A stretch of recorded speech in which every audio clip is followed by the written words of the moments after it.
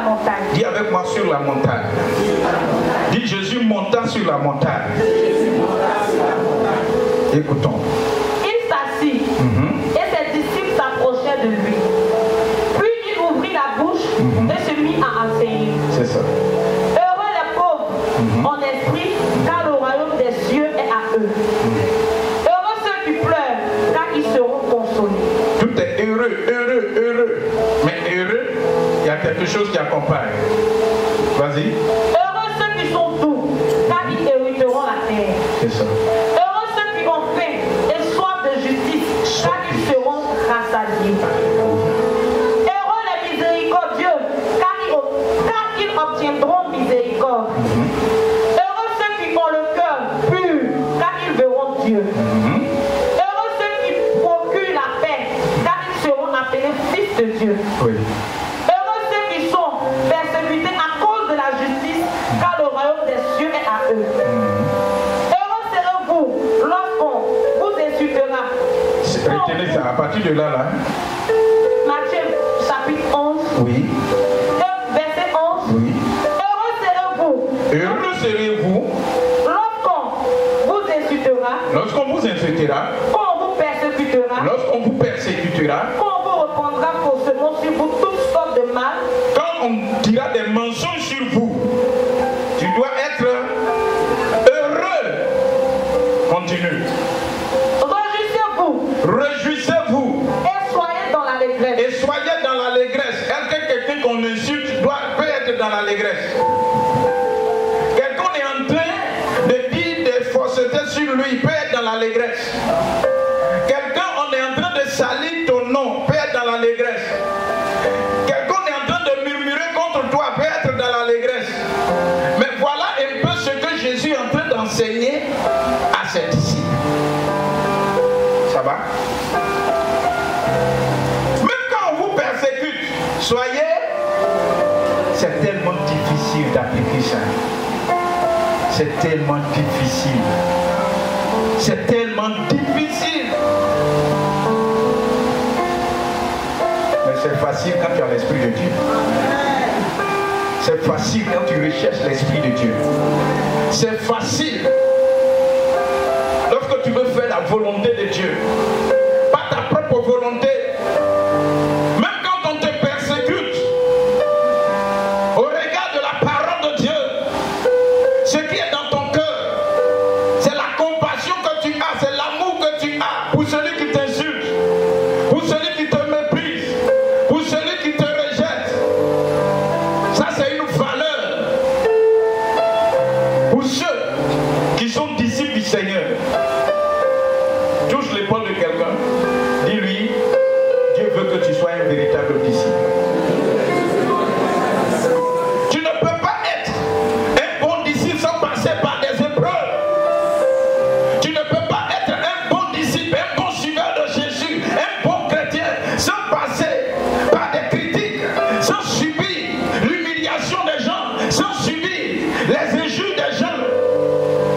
Et souvent ça fait plus mal quand si l'injure vient de la part de celui que tu aimes, de celle que tu aimes, celui que tu prends comme ton frère, celui que tu prends comme ta soeur, plutôt celle que tu prends comme ta soeur. Quand ces injures, quand ces moqueries, quand ces rejets viennent de ces personnes, ce n'est pas évident qu'on tienne, mais ceux qui tiennent sont des véritables enfants de Dieu. C'est ce que Jésus est en train d'enseigner. Soyez heureux, vous qui résistez même à la tentation, à la provocation, au pied de Satan. Lorsque vous résistez à cela, quand vous vous réjouissez, c'est que vous êtes en train de faire la volonté de Dieu. Parce que le royaume se dispose pour vous. Continue. Réjouissez-vous et soyez dans l'allégresse, parce que votre récompense sera grande dans les cieux. Parce que votre récompense sera grande dans les cieux.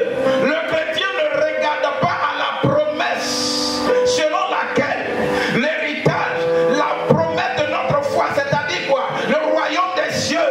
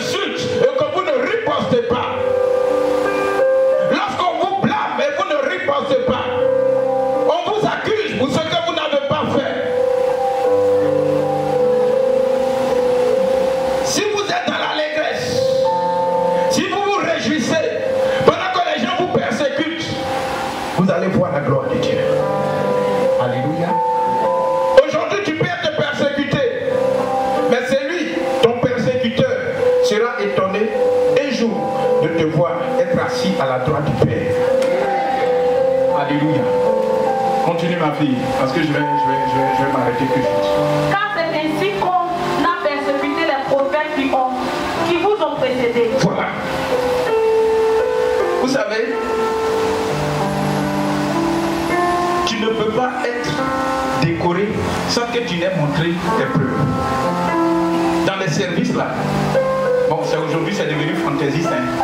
Sinon hier, et comme tu dis, on récompense celui qui a fait ses preuves. Amen. On récompense celui qui a fait ses preuves. C'est la même chose dans la foi chrétienne. Il n'y a pas de favoritisme. Dieu bénit en fonction de notre détermination, de notre engagement. Alléluia. Et les prophètes qui nous ont précédés, les disciples qui nous ont précédés, les héros de la foi qui nous ont précédés, la Bible dit, si nous avons accepté de suivre le Seigneur, si nous avons accepté d'être disciples du Seigneur, tous ceux qui nous ont précédés, il y a des réalités qu'ils ont vécues, que nous aussi, ça ne peut pas nous louper. Vous parlez comme si je suis à Bobo, alors que j'y suis. Alléluia. Tous ceux qui nous ont précédés, tu lis l'histoire de Moïse, tu es heureux. Tu lis l'histoire d'Abraham, tu es content. Tu lis l'histoire des prophètes, tu es content. Tu lis Esaïe, les paroles prophétiques. Lorsque le prophète parle, l'onction descend, le Saint-Esprit descend. Mais avant qu'il n'atteigne ce niveau où il parle de la part de Dieu, et puis Dieu répond, ils sont passés par des épreuves. Il y a d'autres même qui sont faits forcément là, ils ont fait la prison parce qu'ils ont été l'objet d'une fausse accusation. D'autres ont été battus. Pourquoi? Parce qu'ils étaient en train d'adorer le vrai Dieu. Et la Bible nous dit ce matin, tous ceux qui nous ont précédés, qui ont été des hommes exemplaires, dont leurs noms sont cités dans la Bible, les prophètes que nous lisons aujourd'hui, les prophètes ont passé des épreuves, ils ont traversé des épreuves, ils ont vécu des situations difficiles. En vivant ces situations difficiles, ils sont restés fermes à Dieu, ils sont restés attachés à Dieu, ils sont restés connectés à Dieu. Rien ne les a déconnectés de Dieu. Mais aujourd'hui, qu'est-ce que nous constatons? Nous disons que nous sommes disciples du Seigneur, mais on refuse d'affronter les réalités de la vie. C'est vrai, non? On refuse d'affronter la réalité de la vie. Il suffit qu'une situation arrive et que ça perdure pendant 1 jour, 2 jours, 3 jours, 4 jours. Et on appelle Dieu. Et quand Dieu ne réagit pas, on dit, je quitte et je m'en vais à Moab, chez les Moabites. Amen. Bien-aimé, que l'épreuve ne t'emmène pas à quitter la présence de Dieu. Alléluia. Alléluia. De vous à moi. Bon, peut-être que ça existe, mais je ne sais pas trop le cas. J'ai l'impression, hein, ça c'est une impression, que les chrétiens, leur foi est plus fragile que celle de nos voisins, de nos cousins.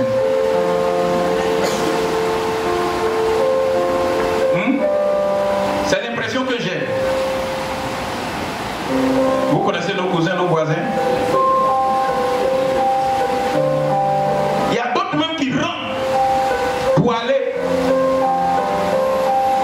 dans la présence de leur Dieu. Mais nous, je vous assure, il y a des gens parce qu'ils ont perdu leur emploi, ou bien ils ont vu que leur mari a découché un jour, ou bien leur mari, ils ont reçu 2 paires de gifles. Si tu gifles les gens, enfants des gens, il ne faut plus la gifler. Là c'est au passage, hein? Si tu dis que tu es fort, va t'inscrire. Où on fait karatéka, va là-bas et puis tu auras des adversaires. Là on va vous filmer. Tu prends enfant des gens, tu dis que tu l'aimes et puis tu la gifles. Tu as quel problème? Tu ne sais pas que ceux qui ont ceinture noire, 2e dan, 3e dan, ils ont un but à atteindre. Ils veulent être champions du monde. Pas champion dans le foyer. Avec des coups de poing, des coups de pied, des coups de coude, des coups de tête. Souvent même d'autres coups de tête. Alors que depuis son nez, ils n'ont jamais donné coup de tête à leurs camarades.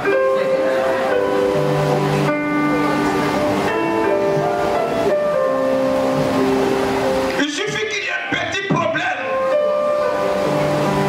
Tu ne le vois pas à l'église. Ou bien tu ne la vois pas à l'église.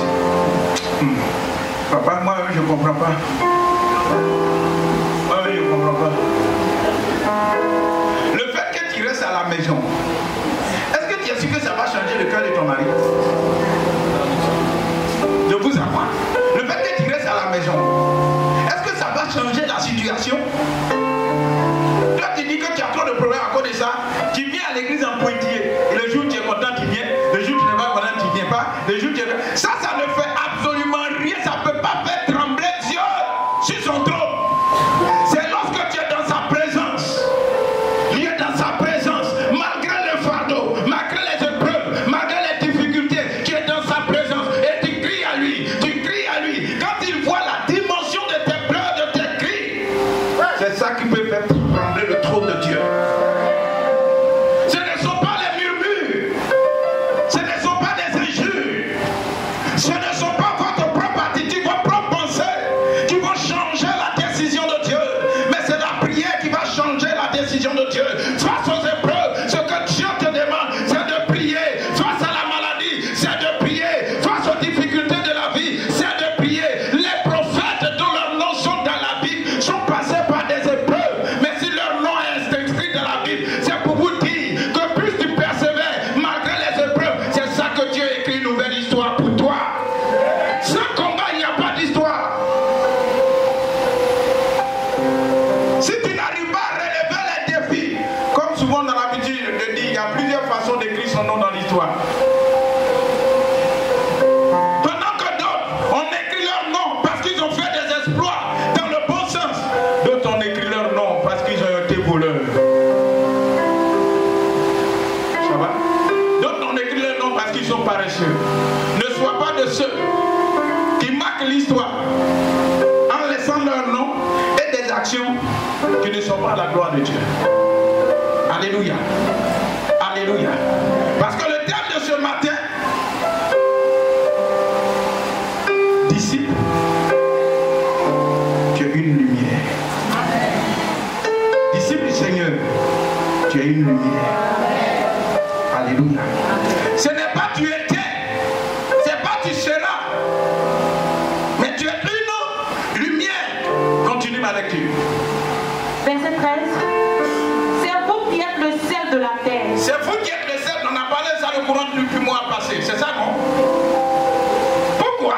Si vous acceptez les persécutions, si vous vous réjouissez pendant que les gens vous calomnient, que vous vous réjouissez pendant qu'on vous accuse, que vous vous réjouissez pendant qu'on vous donne des pièges, pendant qu'on vous attaque, pendant qu'on dit des choses qu'en réalité, un homme normal, quand tu es normal, tu ne veux pas être bon chrétien. Quand tu es normal, là, tu ne veux pas être bon chrétien. Alléluia. Parce que un bon chrétien, même quand il est en train de faire avec quelqu'un, il s'appuie sur Dieu pour dire Dieu. Là, je dois faire comment? Alors que l'homme, d'une manière naturelle, à force de chercher le gain et le profit, il est capable même de tuer quelqu'un. C'est ça, non? Hein? En affaires, c'est ça, non? Il est capable d'aller dire, de fabriquer des choses. Les gens ont l'habitude de dire un bon chrétien ne peut pas faire politique. C'est ça, non? Quand tu es bon chrétien, il y a des choses, il y a des endroits, il y a des paroles. Ça ne peut pas sortir de ta bouche. Donc un homme normal, vous allez voir qu'on lui dit il y a des Cananéens, il y a des Jébusiens, il y a des Phérésiens, ils sont là-bas. Un homme normal va dire, nous on ne peut pas attaquer ceux-là. C'est ça, non? Mais un homme qui est fou pour Dieu, et il ne croit que la parole de Dieu, il ne s'appuie que sur la parole de Dieu. La parole de Dieu,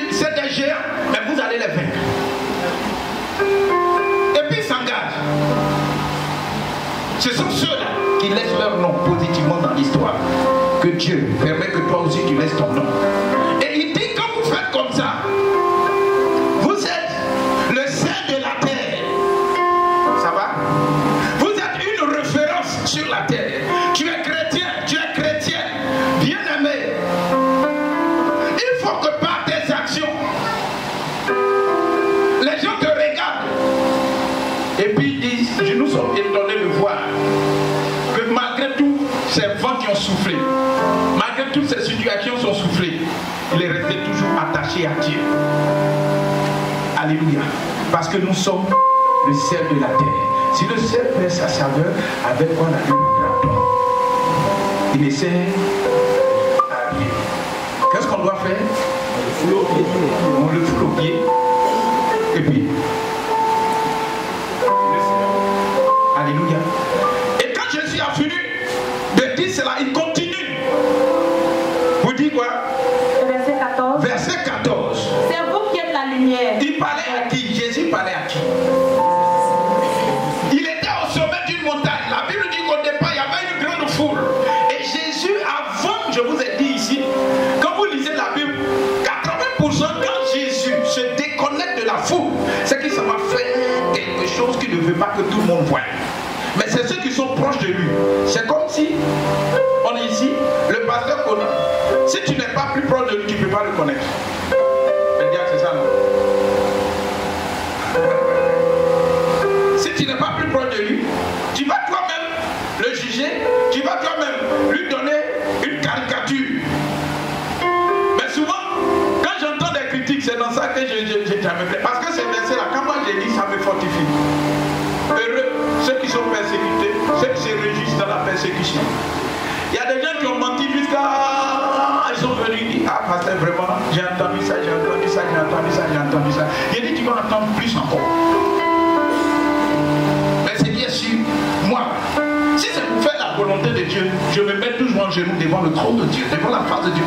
Aide-moi à faire ta volonté, pas la volonté de ce que j'entends, pas la volonté de ce qu'on me montre comme miroir, alors qu'en réalité, c'est pas ce qui est vrai. Alléluia. Il dit, regarde, vous qui avez accepté d'être mes disciples, on est au sommet de la montagne, suivez bien, vous serez heureux. Dans le ciel, sur la terre, là, on n'en parle même pas. À condition que, malgré les insultes, malgré les injures, si vous vous réjouissez, non seulement vous avez le royaume de Dieu, mais parmi les hommes, vous allez être comme une lumière. Parce que moi-même, Jésus, je suis la lumière. Ça va? Et quand vous lisez à la Genèse, dans le livre de Genèse, la Bible dit le premier jour, lors de la création de toutes choses, comment était la surface de la terre? Informe de vie.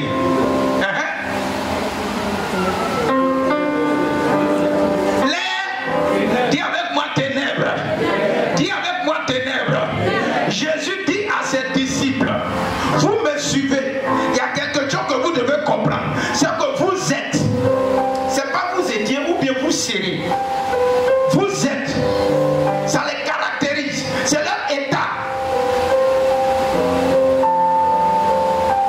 L'état dans lequel vous êtes, le fait que vous soyez avec moi et moi je sois avec vous, le fait que mon esprit est en vous, sachez que vous êtes la lumière.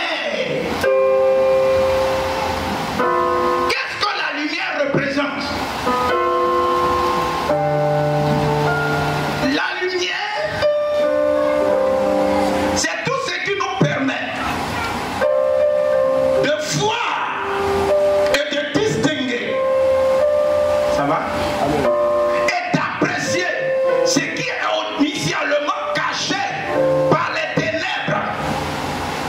La lumière nous permet de découvrir, la lumière nous permet de voir, la lumière nous permet d'observer ce qui était couvert hier par les ténèbres. Et Jésus dit, vous qui êtes mes disciples, vous êtes la lumière du monde. Et à la création, la Bible dit que la lumière est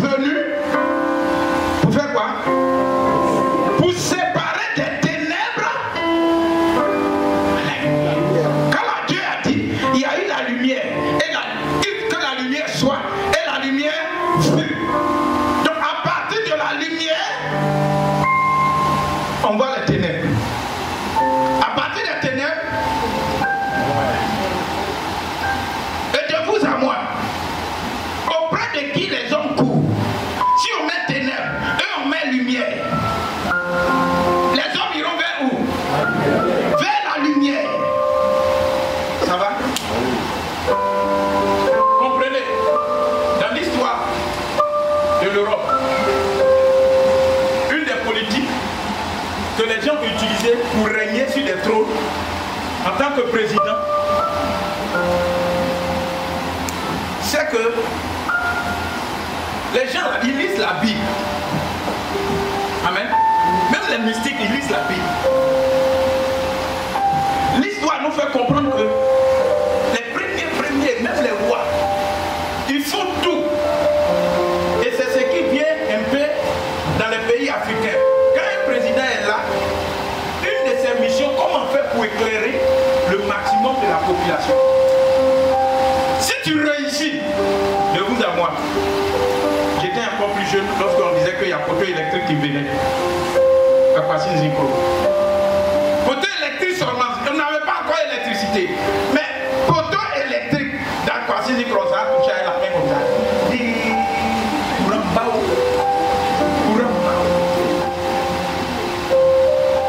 Bien aimé, personne n'acceptera de vivre dans les ténèbres. Tout le monde cherche là où il y a la lumière. Et les anciens chefs d'État, c'était une de leurs politiques. Et même jusqu'au jour d'aujourd'hui en Afrique, c'est ce que les présidents utilisent. Quand ils font des tournées sur la ligne, ça veut dire qu'une des lignes qu'on présente, s'il n'y a pas de lumière, on demande, on veut lumière, on veut l'eau potable. On a demandé l'eau, on a eu l'eau, maintenant il nous manque, il nous faut la lumière. Et Jésus dit, toi, tu as dit, tu es la lumière. Cela veut dire quoi? Cela veut dire que les gens doivent te rechercher. Dis Amen. Amen. Tu ne comprends pas ce que je dis. Si tu as une lumière, il dit vous êtes le ciel. Et il évolue pour dire, en plus de ce que vous êtes le ciel de la terre, vous êtes la lumière qui éclaire le monde.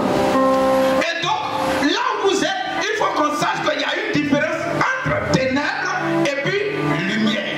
La lumière éclaire, la lumière fait jaillir, la lumière permet de voir, de distinguer, de toucher. Et donc, en tant que disciple, en tant qu'enfant de Dieu, en tant que fils du royaume, veillez à ce que votre lumière ne s'éteigne jamais. Veillez à ce que votre lumière ne s'éteigne jamais. Parce que si votre lumière est éteinte, vous êtes déjà dans les ténèbres. Alors que Dieu est lumière. Jésus-Christ que nous servons est lumière. Ça va? Donc si tu es un bon disciple, tu dois rechercher à briller davantage. Ça va? Tu dois rechercher à briller davantage. Parce que si ta vie est envahie par les ténèbres, et quand vous lisez à la fin, vas-y. Une ville située sur une montagne ne peut être cachée. Voilà. On n'allume pas une lampe, on la met sous le boisseau. Oui. Mais on la met sur le chandelier. Et elle brille pour tous ceux qui sont dans la maison. Elle brille pour tous ceux qui sont dans la maison. Que votre lumière brille ainsi devant les hommes. Ainsi devant les hommes, et puis Afin qu'ils voient vos deux bornes. Bien-aimé, quand tu es lumière dans une ville, tu es lumière dans une famille, tu es lumière dans une église, tu es lumière dans une cour commune, il faut que tes œuvres,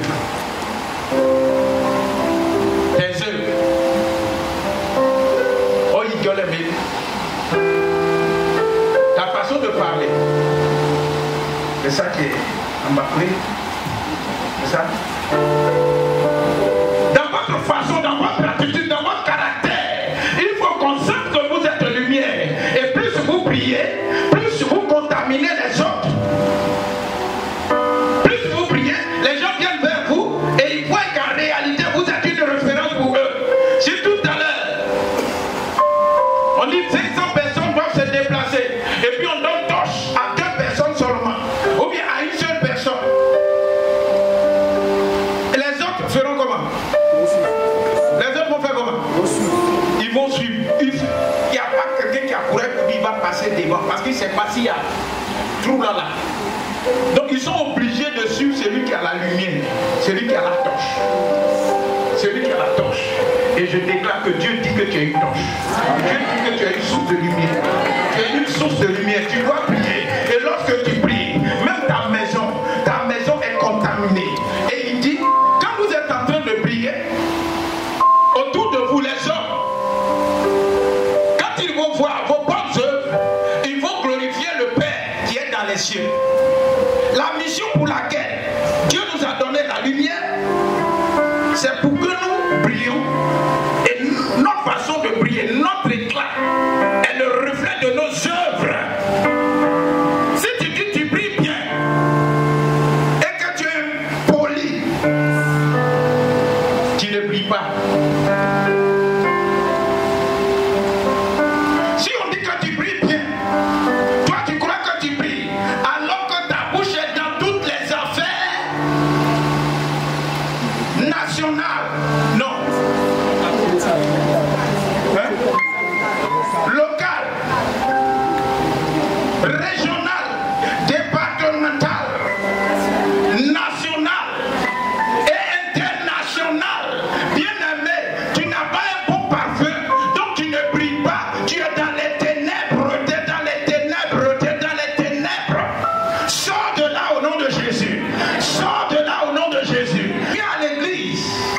Et puis à la maison, aucune soumission. Ton mari parle un, tu parles 30. Que vos bonnes œuvres convainquent les gens de sorte que les hommes sur la terre glorifient Dieu.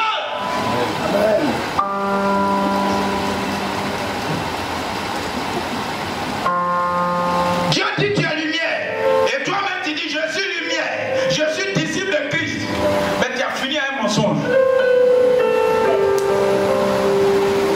Tu as fini à un mensonge. Ce que tu n'as pas vu, c'est ça qu'il dit. Ce que tu n'as pas entendu, c'est ça qu'il raconte.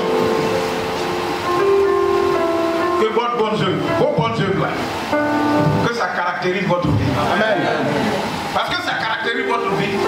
Que les hommes viennent auprès de toi pour prendre conseil. Que les hommes viennent auprès de toi pour prendre conseil. Amen.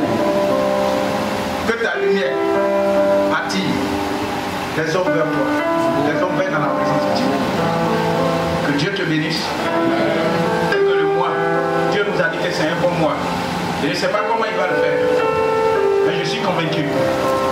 Parce que tu vas briller. Et tu vas faire éclater davantage ta lumière. Plusieurs verront et viendront dans ta présence pour être éclairés. Amen.